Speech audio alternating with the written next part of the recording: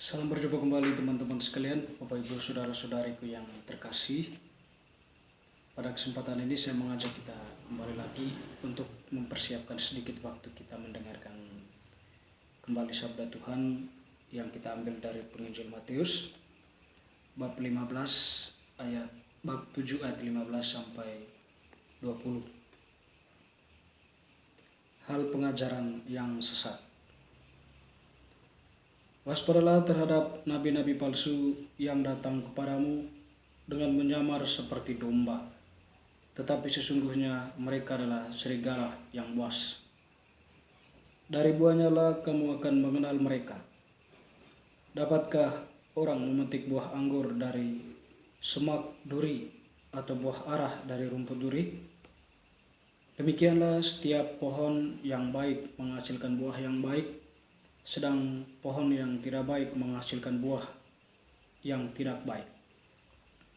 Tidak mungkin pohon yang baik itu menghasilkan buah yang tidak baik, ataupun pohon yang tidak baik itu menghasilkan buah yang baik. Dan setiap pohon yang tidak menghasilkan buah yang baik pasti ditebang dan dibuang ke dalam api. Jadi dari buahnya lah kamu akan mengenal mereka. Demikianlah sabda Tuhan. Terpujilah Kristus. Teman-teman, saudara-saudari yang terkasih, kita tak jarang mengenal atau mendengar pernyataan tentang panggung depan dan panggung belakang. Berbicara tentang panggung depan, tentu pikiran kita terarah pada penampakan yang dapat kita lihat di depan kita, di depan mata kita. Seorang politikus berkampanye, dia tampil di depan publik dengan menjabarkan visi misi serta program-program yang akan dilaksanakan, tentu untuk menarik simpati rakyat ya. Tetapi di balik ke penampakannya di panggung depan itu, pada panggung belakang terdapat rencana-rencana ya, atau rancangan-rancangan yang dibuat, atau program-program yang disampaikannya itu, visi misi yang disampaikannya itu menjadi sebuah rancangan mereka, atau menjadi sebuah strategi mereka untuk nantinya bisa menarik banyak suara rakyat. Dan kalau nanti seandainya terpilih, rancangan-rancangan panggung belakang itu kemudian akan ditampilkan, bisa saja tidak sesuai dengan apa yang menjadi program atau visi misi yang disampaikan pada panggung depannya. Nah, di sini tentu ada sebuah ada sebuah kontradiktif ya, antara pernyataan di panggung depan dengan pelaksanaan yang dirancangkan pada panggung belakang. Nah, itu dalam konteks umum ya, kalau kita berbicara tentang hal itu. Lalu kemudian kalau kita masuk ke dalam situasi kehidupan kita yang berkaitan dengan kedatangan atau kehadiran tokoh-tokoh yang kita anggap sebagai tokoh-tokoh religius, yang kita anggap sebagai tokoh panutan. Terkadang kehadiran mereka kalau sudah didominasi oleh sebuah kepentingan, tentu kehadiran mereka mengajarkan sesuatu atau menyampaikan sesuatu, ada motif-motif yang mau dicapai atau yang ingin diraih ya. Karena itu tadi di belakang ada sebuah kepentingan yang hendak dicapai. Dan bagi Yesus, waspadalah terhadap orang-orang itu. Yesus mengingatkan kita untuk waspada terhadap orang-orang itu. Bagi Yesus, mereka itu adalah nabi-nabi palsu. Mereka menyamar seperti domba, tetapi sesungguhnya mereka adalah serigala yang buas. Mereka tampak baik, tampak adem, tampak menyenangkan, kata-katanya itu menyentuh hati ya, tetapi mereka mempunyai kepentingan lain, mempunyai agenda lain di balik semuanya itu, panggung depannya itu.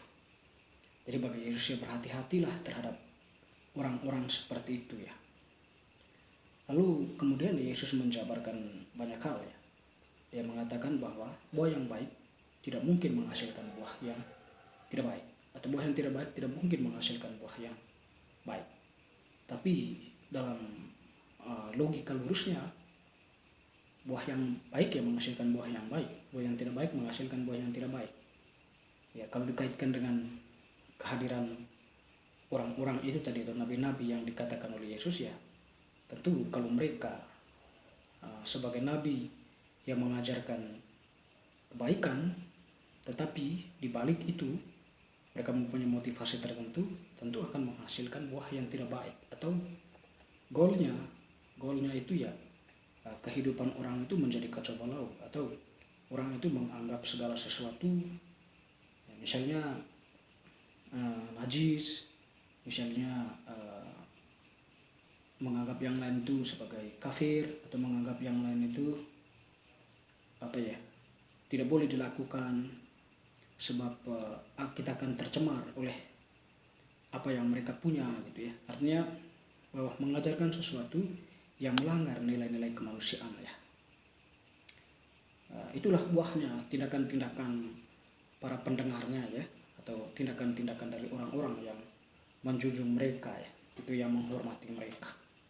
Tapi sebaliknya bagi Yesus ya, mendengarkan orang yang mengajar ya dengan sepenuh hati, bahwa yang dia hadirkan di sana itu adalah bukan dirinya sendiri, tetapi Allah yang dia yakini, Allah yang dia percayai sebagai pemberi hidup, sebagai penjaga, sebagai sumber berkat. Lalu kemudian mengajak banyak orang untuk setidaknya senantiasa bertindak, berbuat sesuai dengan apa yang diajarkan oleh misalnya oleh gereja ya, atau oleh Allah sendiri ya, dengan perantaraan orang-orang yang dipilihnya.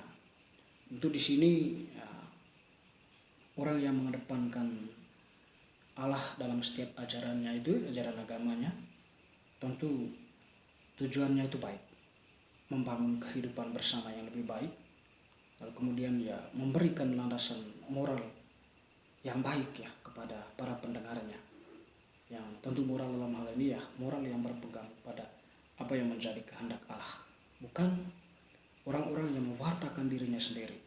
Kalau orang-orang yang mewartakan dirinya sendiri, tentu unsur kepentingan di sana sangat nampak, sehingga apa yang menjadi tujuan utama dari pewartaannya itu ya tidak sampai menghasilkan buah yang baik.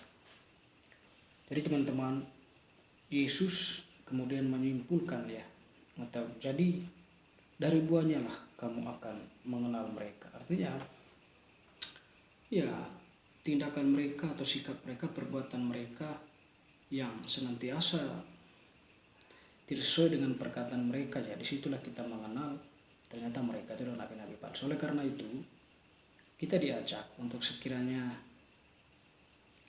kalau mau mendengarkan, memperdalam iman, datanglah kepada orang-orang yang sungguh-sungguh kita percayai, yang sungguh-sungguh memang dia itu menghadirkan Allah, sungguh-sungguh yang membantu kita untuk semakin mendekatkan diri dengan Allah, bukan para orang yang salah, yang tentunya kita percaya antara kata-kata dan perbuatannya itu sesuai.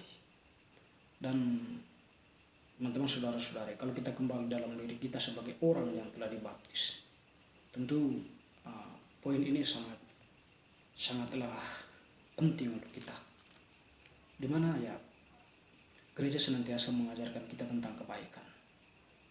Oleh karena itu gereja tidak pernah memanipulasi dirinya ya, atau mengajarkan sesuatu atas nama diri, bukan. Tetapi gereja senantiasa mengajarkan kepada umatnya tentang apa yang menjadi kehendak Allah, apa yang mesti dilakukan oleh umatnya. Gereja mengajak umatnya untuk senantiasa berbuat, bertindak ya sesuai dengan apa yang menjadi kehendak Allah.